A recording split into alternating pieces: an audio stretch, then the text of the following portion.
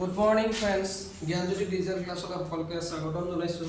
আমি কৰি আছিলো কিহৰ অবতল দাপন আৰু উত্তল দাপনৰ ৰশ্মি চিত্ৰ অংকন। তাৰ পিছত আমি কি কৰিলো ক্যালকুলেশন খিনি কৰি আছো। ফাৰ্স্ট এটা ক্যালকুলেশন আমি উদাহৰণ কৰিলো। নেক্সট উদাহৰণ যেটো 10.2 মোৰ ক্লাছ 10 ৰ কিতাপ আছে মোৰ লগত। মই চাইছো 10.2 ৰ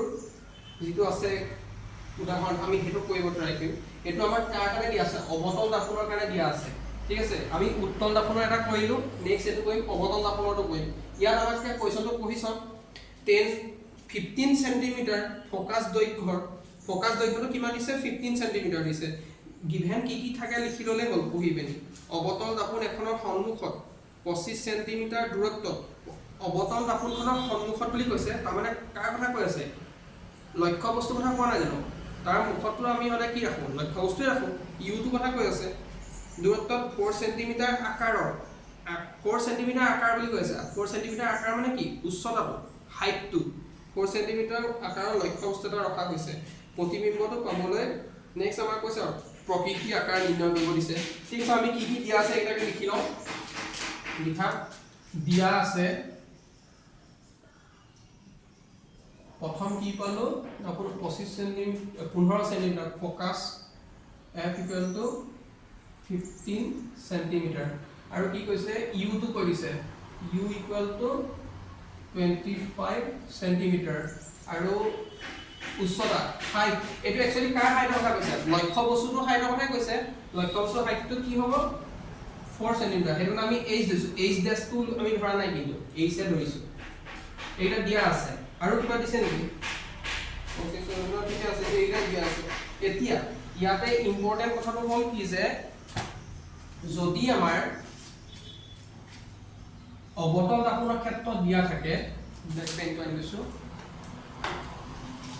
অবতল দাপনৰ ক্ষেত্ৰত যদি দিয়া থাকে ফোকাস কিহত থাকিব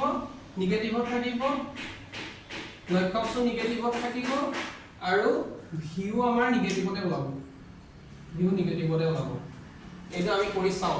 কৰি চালে গম পাম দাপনৰ এটা ফৰ্মুলা ইউজ কৰক 1/v + 1/u = 1/f v আমাৰ উলিয়াব দিছে 1/v + 1/u কিমান দিছে -25 = 1/f to -15 1/v এটো কি হ'ব প্লাস এ মাইনাস এ মাইনাস -1/25 = 1/-15 1/v টো ৰাখো ইটো সাইডে লৈ যাও 1/v = 1/-15 + 25 15 আৰু 25 ৰ এলসিএম টো লৈ লওক সবে কাইছিলো কালি উলিয়াই দিছো 75 পালো 75 মাথাটো ললো এফালে আমাৰ কিমান আছে 50 আছে কৈছিলো সিস্টেমটো কেনেকে ওপৰৰ কেটা কি আছে লিখি লব ফাৰ্স্ট 1 + 1 পিছত পূৰণ আগত পূৰণ দি লব ইয়াত 15 আছে 15 টো ইয়াত উঠাই দিয়ক 5 3 * 15 আহি গল কিমান 5 ইয়াত মাইনাস আছে মাইনাস টা দি দিম ইয়াত আছে কিমান 25 ইয়াত 25 নাইকিয়া হলো 5 5 * 25 থাকিলে কি 3 ইয়াত 3 টো আহি যাব এতিয়া আমি যদি ইয়াত কৰো 75 - 5 + 3 কিমান হ'ব -2/75 ইয়াত যদি কৰো মই এটো কাৰ ভ্যালু পালো 1/v নহয় জানো 1/v = -2/75 v = কিমান হ'ব এটো উল্টি যাব 75/2 মাইনাস থাকিব ইয়াক কইলে কিমান হ'ব সকলে কৰি চাই লব হৰণ কৰি চাই লব ইয়াত মইটো কিতাপ পাছাই পাতি দিম ইয়াৰ আনসাৰটো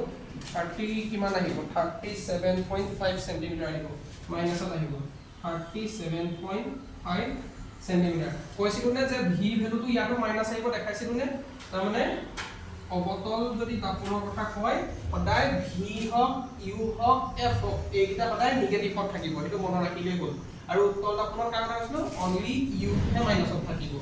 এটো চাব এটা v আহি গল আমাৰ বাকি কি উলিয়াব লাগে আকাৰ উলিয়াব লাগে m টো উলিয়াব লাগে তাৰ মানে m = কি হ'ব h dash by h বা -v/u এটো ইউজ কৰিব পাৰো এতিয়া আমাৰ ইয়াত কাৰ উলিয়াব দিছে আকাৰটো প্ৰতিবিম্বৰ উচ্চতাটো কিমান প্ৰতিবিম্বৰ উচ্চতাটো আমি কেনেকৈ উলিয়াব পাৰো প্ৰতিবিম্বৰ উচ্চতাটো হাইটটো প্ৰতিবিম্বত যদি হাইট উলিয়াব লগিয়া হয় তেতিয়া হলে আমাৰ ইয়াত দিয়া থাকিব এইচ ডেছটো উলিয়াব দিছে এইচ ডেছ এইচটো আমাৰ দিয়া আছিলে প্ৰথমতে আমি কৈছিলো এইচটো আমাৰ কিমান কৈছিলা 4 cm এইচৰ জায়গাত আমি 4 পাতিব পাৰো ইকুৱেল টু মাইনাছ ভি মান আছে আমাৰ লগত 37.5 আৰু এইফালে ইউ দিয়া আছে ইউ কিমান পাইছিলো মাইনাছ 25 এটা ইয়াক যদি আমি ক্যালকুলেট কৰি পেলাও আমাৰ গোটেই আনসাৰটো ওলাই যাব ইয়াক কৰি পেলালে হ'ব যাব minus minus H dash equal to cross পূৰণ কৰি দিম 37.5 into 4 divided by 25 এটো কৰি পেলাব সবে আনসাৰটো কি আহি যায় পাই যাব সবে মই কিতাপত চাই কৈ দিছো -6 cm আহিব লাগে -6 cm আহিব লাগে হাইটটো এতিয়া আমি এটো লিখিব পাৰো বাকিখিনি কথাখিনি যি আছে চাব লিখি দিব এখিনি কি হয় এইচ ডেছটো আমাক লিখিব দিছিলে ইমান গুণ সৰু হ'ব ইমান দূৰত্বত ওলাব প্ৰতিবিম্বটো ক'ত ওলাব এইখিনি কথা চাব লাগে ক্যালকুলেশনটো ভালকৈ কৰিব চাব 2-3 বাৰ প্ৰেক্টিস কৰিব আহিব এনেকৈ বহুতখিনি আছে ধন্যবাদ থ্যাংক ইউ বাই বাই